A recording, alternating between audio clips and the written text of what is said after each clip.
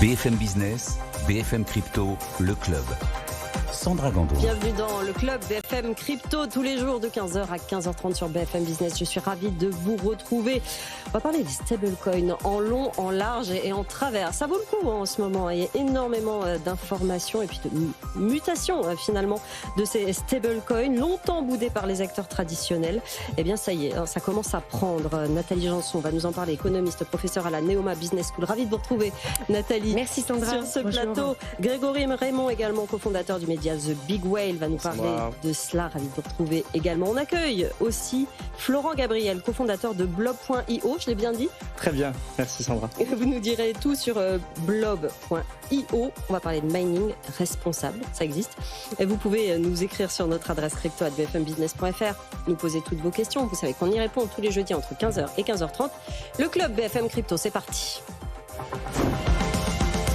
Vaste sujet, Nathalie Janson, que les stablecoins. Le FT s'y est intéressé il y a effectivement toute la semaine dernière, toute une série d'articles pour dire comment c'était émis, dans quelle catégorie il fallait les mettre, à quoi ça servait. C'est intéressant et c'est quand même c'est parlant que le FT fasse un gros dossier sur les stablecoins. Oui, c'était intéressant parce que c'était suite à déjà des discussions qu'on avait eues les précédentes semaines et puis en effet le sujet a repris étant donné qu'il y a ce Genius Act qui est du côté américain en train d'être discuté. Ça a sans doute suscité effectivement l'intérêt, enfin en tout cas d'aller se plonger et là on a vraiment une approche très académique, c'est des articles du Financial Times mais avec un point de vue assez académique qui se pose la question, mais qu'est-ce qu'un stablecoin quoi? Est-ce que c'est comme, à un moment donné, un des éditorialistes spécialistes dans ces questions-là disait, est-ce que c'est comme dire, est-ce que le hot dog est un sandwich? Voilà. Donc là, la question, c'est est-ce que le stablecoin est une banque? Oui, c'est voilà. ça. En fait, c'est vraiment ça la question. Et au niveau académique, elle est là depuis un certain temps. Il y avait un article assez connu, d'un économiste connu qui est Gorton Ezang. Gorton, il est sur les sujets bancaires depuis très longtemps. Et effectivement, il y a quelques années, il s'est déjà penché sur cette question de savoir si c'était une banque et si c'est une banque, il faut la réguler. Et lui, il était partisan de dire c'est une banque.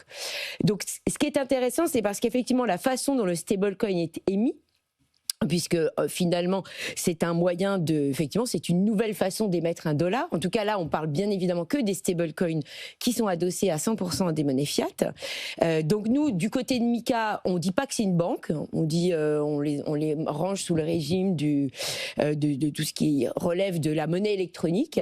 Mais bien évidemment c'est une banque, c'est encore plus facile parce qu'on n'a pas grand chose à faire pour avoir le droit de l'émettre. Voilà, donc disons que les Européens, sans le dire, finalement disent que c'est une banque. Ouais. Mais quand on regarde de plus près, c'est intéressant puisqu'effectivement, moi, je suis celle qui essaye de battre en brèche cette idée que ce serait une banque et qu'il faudrait les réguler comme une banque. C'est parce que je pense qu'il y a un problème à la base dans la définition de ce qu'est une banque et de comment elle a évolué. Effectivement, les stablecoins, ça peut ressembler à une banque à ses débuts, puisque une banque, quand elle a commencé à exister il y a très longtemps dans différents pays, ça a souvent été un moyen de rendre la monnaie plus facile à se déplacer. C'est-à-dire qu'avant on était en monnaie marchandise, c'est pas très pratique. Et il y a des banques qui ont commencé à exister pour faire des paiements entre comptes, donc avec monnaie scripturale, mais aussi pour émettre des billets qui étaient beaucoup plus faciles à faire circuler que de la monnaie métallique. Oui. Et là, on reconnaît en fait la similitude, parce que finalement, on peut se dire, stablecoin, c'est la version digitale de ce qui s'est passé il y a fort longtemps, puisqu'effectivement, ici, on va adopter une nouvelle façon de faire circuler la monnaie.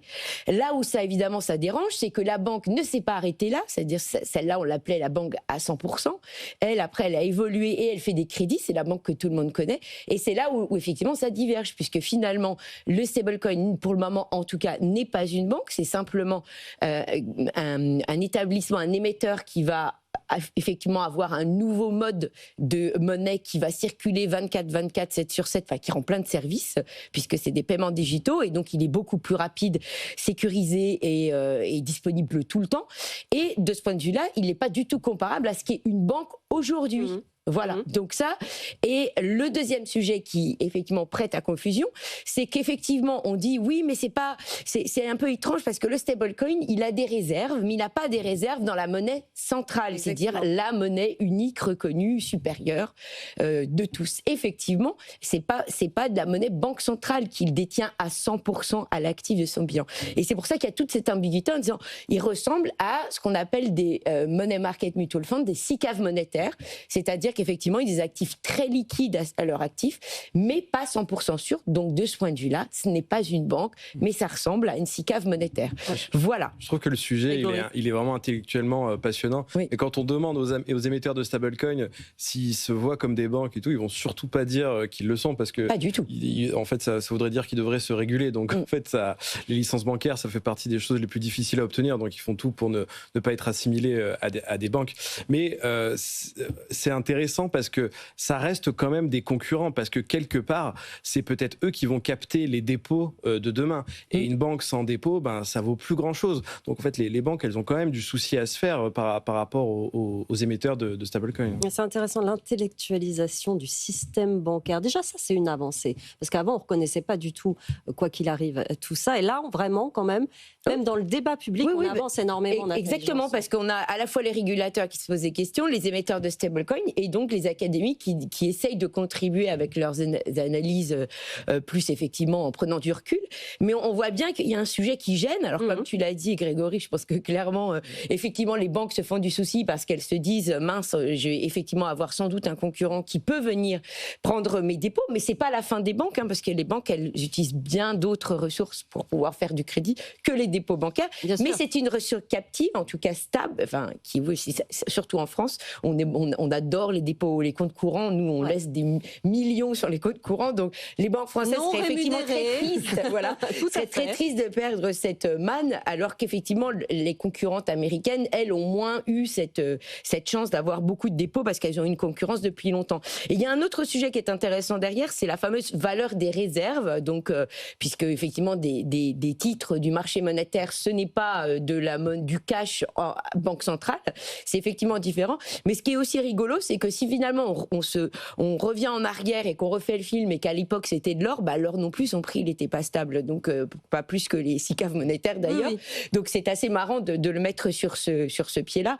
Et effectivement, je l'utilise comme une porte d'entrée en disant, mais effectivement, il ne faut pas répéter la bêtise de ce qu'on a pu faire. Il faut surtout pas réguler leurs réserves et en faire des réserves qui sont systématiquement toutes les mêmes, puisque justement ça créerait du risque systémique et il faut absolument éviter ça. Florent, quel est votre avis? Alors vous êtes dans le mining, notamment avec Block.io, on va y revenir dans un instant sur ce que vous faites précisément, mais vous, comment vous le voyez, cette évolution du marché et cet intérêt grandissant pour les stablecoins? Alors la question déjà que je me pose sur la régulation des stablecoins, c'est est-ce qu'on n'essaye pas de mettre dans une case ou un nom qui existe déjà des choses nouvelles? C'est-à-dire qu'aujourd'hui, on parle effectivement des émetteurs de stablecoins, mais il y a également, même s'ils sont sporadiques, des stablecoins qui sont décentralisés, qui sont algorithmiques, et là, on les met dans quelle case? Donc ça, déjà. Et ensuite, qui va juger la réserve qui va backer, entre guillemets, ce stablecoin derrière? Parce que ça soit Circle ou Tether, on y revient, il y a du mining derrière, il y a de la dette américaine, il y a un peu de tout. Donc, est-ce qu'on fait une régulation nouvelle pour ça, ce qui ne pourrait pas être dérangeant, ou est-ce qu'on essaye, à coup d'entonnoir, de faire rentrer des choses qui n'ont rien à voir dans des anciennes régulations? Les stablecoins, nous, on le voit au quotidien, on l'utilise avec l'entreprise. Ça nous permet de payer nos fournisseurs en quelques secondes à l'autre bout de la planète, sans tiers de confiance. Donc là, c'est l'infrastructure que vous utilisez en quelque sorte. Complètement. Oui. Nous, on l'utilise au quotidien. Oui, c'est ça. Et dans quel sens, justement, va le Genius Act qui est en passe d'être adopté, en tout cas qui a été adopté par le Sénat américain, Nathalie Janson? Dans quelle catégorie il le met, le Genius Act? Ils essayent de faire quand même une nouvelle catégorie, puisque il y aurait des stablecoins, mais qui seraient... Elle ressemble, elle se rapproche de la réglementation bancaire, puisque à la fois on retrouve la dualité on peut avoir des émetteurs qui vont être régulés au niveau de l'État ou au niveau fédéral selon la taille, ce qu'on retrouve en fait aux États-Unis au niveau des banques. Donc on voit qu'il y a une similitude et Et également, on est quand même en train de discuter de la composition des réserves. Ouais. Donc là, il y aura l'obligation d'avoir aussi un auditeur officiel qui reconnaisse les comptes. Donc on sait très bien que pour Tether, c'est toujours le point qui fâche, puisqu'ils n'ont pas d'auditeurs, enfin de grands noms de cabinets d'audit qui auditent leurs comptes. Ils sont moins transparents. Mais néanmoins, comme je dis souvent, à l'époque où il y avait des réserves en or, il n'y avait pas d'audit de réserve en or. En fait, c'était la preuve par le marché. C'est-à-dire que les utilisateurs avaient confiance dans les banques où systématiquement, quand ils demandaient la conversion, il n'y avait pas de problème. C'est-à-dire que c'était l'expérience qui faisait la crédibilité. C'est très intéressant ce débat philosophique sur les nouvelles monnaies parce qu'on ne s'y est jamais autant intéressé. Alors ça veut dire que les gens s'ouvrent aussi à la finance, à ce que c'est, à ce qu'on nous a mis dans la tête depuis toujours, que ce soit au niveau européen ou au niveau mondial. Comment sont considérés les stablecoins, Grégory Raymond? Est-ce qu'ils sont considérés comme une menace pour la finance mondiale? Est-ce qu'ils sont considérés comme l'avenir de la finance mondiale? C'est la question qui est en train de se poser en fait. C'est intéressant. Vous savez, la semaine dernière, ou il y a 2 semaines, je ne me rappelle plus très bien, quand on a révélé avec The Big Well que Société Générale allait émettre un stablecoin dollar. Alors qu'elle a déjà celui en euros. Oui, voilà. Mais j'ai eu plein de commentaires à la suite de la publication, comme quoi les stablecoins pourraient se révéler dangereux et tout. Alors je tiens à le rappeler, les stablecoins, à la différence des banques, il n'y a pas de réserve fractionnaire. Non. Quand on est régulé en Europe sous MiCA, on a vraiment un équivalent cash en banque, donc il y a aucun souci. Après, bien sûr, on peut se poser la question de Tether. Oui. Vous en parliez justement, mais Tether en fait est présent quand même depuis 2014, a affronté toutes les crises de la crypto, et Dieu sait qu'il y en a eu. Et en fait, tout le monde a toujours pu donc récupérer des vrais dollars de la part de Tether à tout moment. Donc Tether, même si à un moment il y a peut-être eu un trou parce que sa société sœur Bitfinex avait subi un hack, peut-être qu'il y a des fonds qui ont disparu ou de Tether qui ont servi à combler ce hack-là. En fait, depuis, il n'y a pas de souci. Il y a un auditeur qui s'appelle BDO Italia aujourd'hui qui certifie les comptes. C'est sûr que c'est pas le Big Four, mais ça avance quand même. En tout cas, il n'y a jamais eu d'incident de la part de Tether et ça reste l'une des entreprises les plus florissantes du secteur. L'année dernière, ils ont eu, il me semble, 13 milliards de dollars de bénéfices. Je pense qu'ils doivent être le bénéfice par employé est énorme. Il se targuait d'avoir le bénéfice par employé le plus élevé de toutes les industries. Et malgré tous ces arguments, 153 milliards de capitalisation pour Tether face à 61 pour Circle. Donc pour le coup, ça reste malgré tout une solide réputation et une adoption large. Oui, Circle a été, lui, justement, encore une fois, c'est pour ça que je pense c'est vraiment une très mauvaise idée de vouloir réguler, puisque Circle a payé les conséquences de la détention de ses réserves auprès de banques commerciales traditionnelles, ce que recommanderait la régulation américaine et ce que oblige aussi MiCA.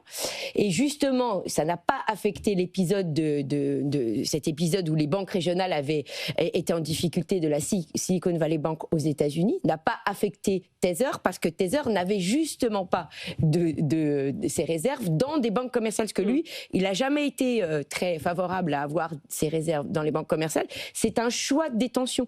Donc c'est pour ça que je trouve complètement, c'est quand même aller contre le bon sens, puisque si vous obligez tout le monde à avoir des réserves similaires, forcément, vous créez un effet systémique qui n'existerait pas. Et là, on a la preuve par l'expérience. Et d'ailleurs, c'est l'objet d'un des articles sur lequel on est en train de travailler avec un de mes collègues, parce qu'en fait, on voudrait le prendre comme exemple pour montrer encore une fois pourquoi il ne faut surtout pas obliger à avoir les mêmes réserves. Est-ce qu'on peut rappeler, Grégory, l'utilité des stablecoins dans l'économie réelle? À quoi ça sert? Alors, très simple pour que tout le monde comprenne. En fait, ça permet de faire des paiements transfrontaliers pour des coûts modiques et qui vont très vite. Si vous faites un vrai virement aux États-Unis, ça va prendre plusieurs jours, ça va coûter peut-être 15, 20 dollars par virement.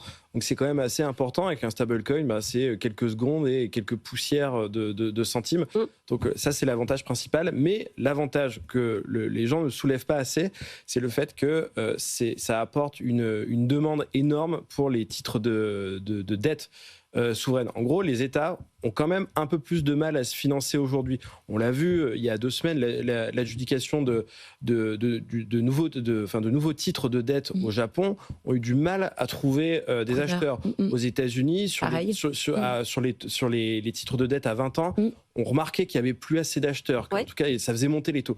Là, aujourd'hui, il y a un besoin énorme de cash sur la blockchain, donc c'est-à-dire les stablecoins. Donc les stablecoins sont des acheteurs vraiment très très importants de ce type de produit, et les États ont bien compris qu'ils en avaient besoin. D'ailleurs, c'est pour ça qu'aux États-Unis, ça se bouge sur la régulation des stablecoins. On s'est bien aperçu qu'on avait besoin de ce type d'acteurs pour faire tourner les États, en tout cas l'économie des États. Il est intéressant aussi de voir que Circle entre en bourse à New York.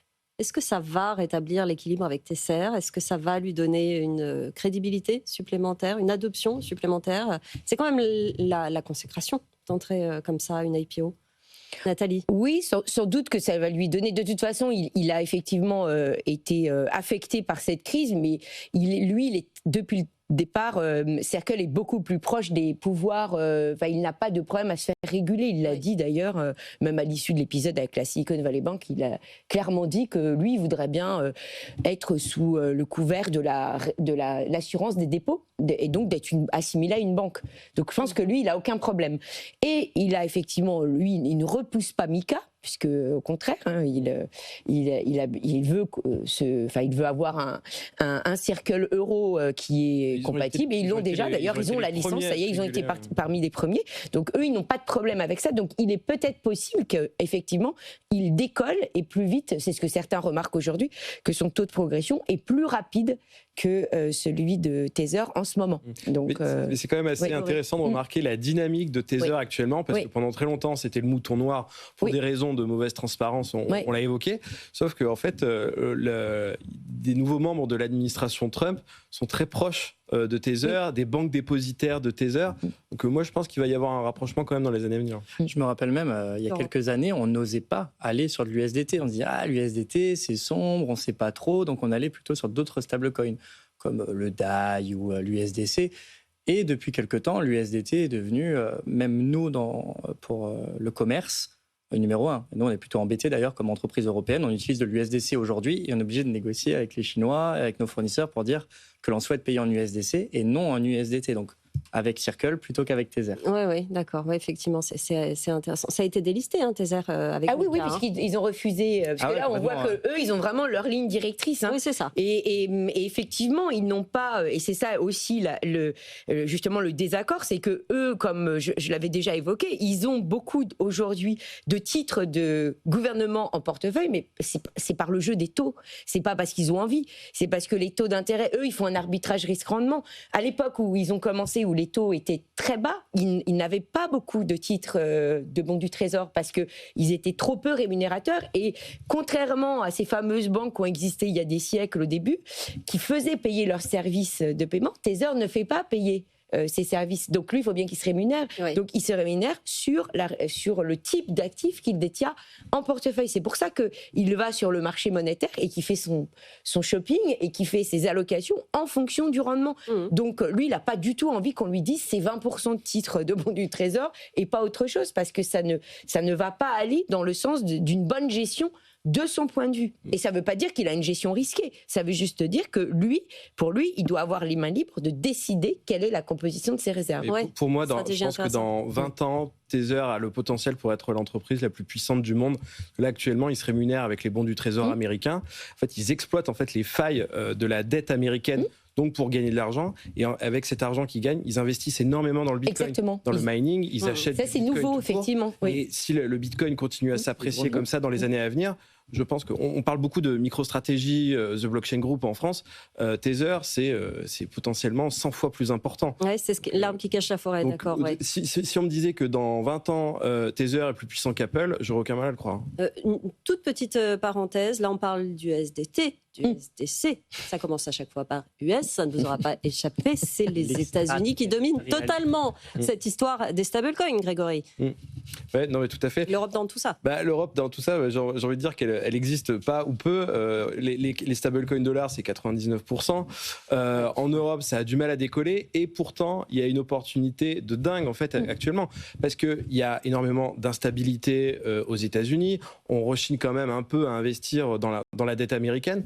Or, on a une dette européenne qui est beaucoup plus stable, les gouvernements sont plus stables, enfin, pour l'instant. On ne se fait pas dégrader. Pour l'instant. Et en fait, en fait, c'est le meilleur moment pour lancer des stablecoins euros et en fait, attirer de nouveaux capitaux dans ce nouveau type de produit. Peu d'acteurs l'ont fait. Ça prend pas encore, mais aussi notamment parce que la rémunération pour les émetteurs des stablecoins euros, elle est pas très efficace. Là, aujourd'hui, tous les stablecoins euros qui sont disponibles, leur réserve, c'est juste du cash. C'est pas des obligations souveraines, donc il y a un rendement qui est infiniment plus faible. Et en fait, si on voulait rentrer dans le cas des stablecoins backés par des obligations souveraines, on rentrerait dans le régime des ART. Bon, je vais pas trop rentrer dans les détails, mais aujourd'hui, personne ne l'a parce que c'est très compliqué et parce que personne n'a envie d'être le premier à subir en fait les examens de l'ESMA, du régulateur. On attend de voir le premier qui va arriver. Là, pour l'instant, personne n'a créé un vrai stablecoin compétitif qui permet de gagner de l'argent à l'émetteur.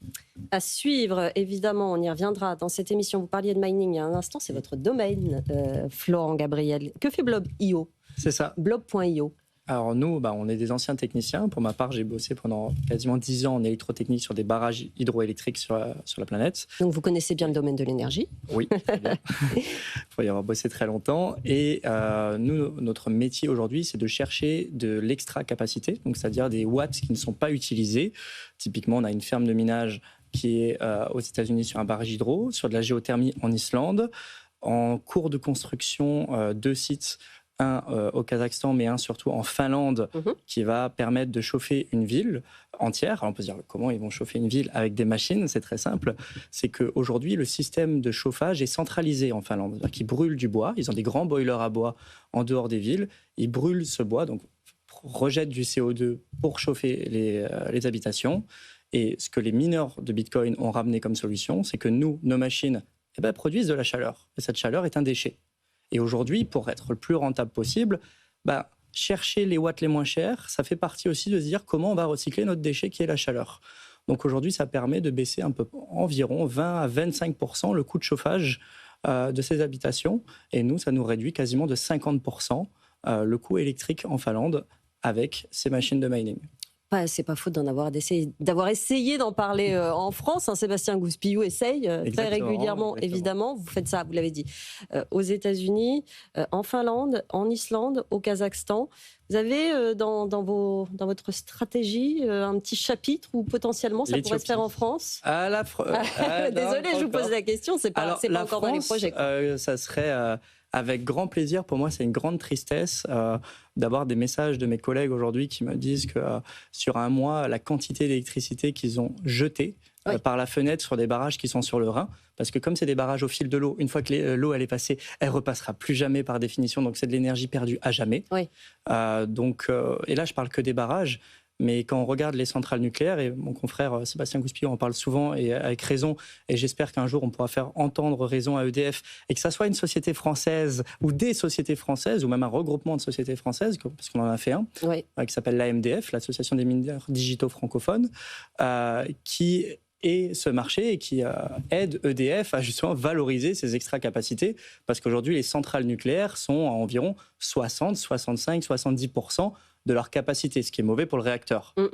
Et d'après tous les calculs qu'on a pu faire de notre côté, la quantité d'énergie en extra-capacité en France uniquement dépasse la quantité totale d'énergie des mineurs de Bitcoin dans le monde. Ce qui pourrait dire que la France, ça paraît assez utopiste de dire, la France pourrait devenir le leader numéro 1 du monde du minage de Bitcoin. Non, mais pendant ce temps-là, on vous parle que le Bitcoin est absolument terrible pour la planète. Et voilà, exactement. Mais par contre, nous, qui gâchons notre propre énergie, c'est pas un sujet. Mais ça montre bien que c'est complètement politique, Nathalie Janson. Complètement politique, parce que les situations, on pourrait déployer justement sur des énergies, sur des sites d'énergie renouvelable, énormément de de minage en France. Ce qui est terrible, c'est quand on apprend qu'on vend à perte à certaines périodes de l'année de l'énergie parce qu'on plusieurs fois par jour. Oui. Et alors qu'on pourrait tout simplement miner du Bitcoin. Et c'est intéressant. Pas grave. C'est un débat. Là, on cible sur la France, mais l'énergie, on sait que c'est devenu un débat européen, évidemment, que la France a été aussi contrainte de faire certaines choses par rapport à Bruxelles. Donc c'est au niveau des instances européennes qu'il faudrait avoir ce débat, peut-être, Florent ? Je ne sais pas. Je ne pense pas pour le nucléaire. Je pense que c'est vraiment une question d'EDF, pour le coup. Exaion a bien des nodes sur Ethereum. Mais Exaion ne fait pas de minage. Fait tout sauf le minage, c'est ce qu'on s'était dit. Le staking est considéré comme du minage. Le staking, fiscalement, en tout cas, c'est la même chose. Au niveau de quantité d'énergie, c'est beaucoup moins, mais ce que je veux dire, c'est qu'il n'y a pas un blocage autre, à mon avis, que politique, et peut-être aussi un manque de connaissances. Vous savez, c'est compliqué de dire que quelque chose est le diable pendant des années, et d'un coup se dire que... avouer publiquement que l'on avait tort. Ça ne concerne pas seulement le minage, ça concerne Bitcoin, ça concerne crypto-monnaie. On aimerait bien que tout le monde soit Jamie Dimon, en fait. Parce que lui, il n'a pas eu aucun problème. Je pense qu'il y a un risque électoral quand même qu'il ne faut pas sous-estimer, parce qu'il y a quand même plein de gens en France et dans le monde qui considèrent que le Bitcoin n'est pas quelque chose qui a un impact positif sur la société, sur l'environnement. Donc, se présenter devant des électeurs et dire je vais utiliser le surplus d'énergie pour miner du Bitcoin, alors qu'il y a quelques mois encore, on disait la bonne énergie, c'est celle qu'on ne consomme pas.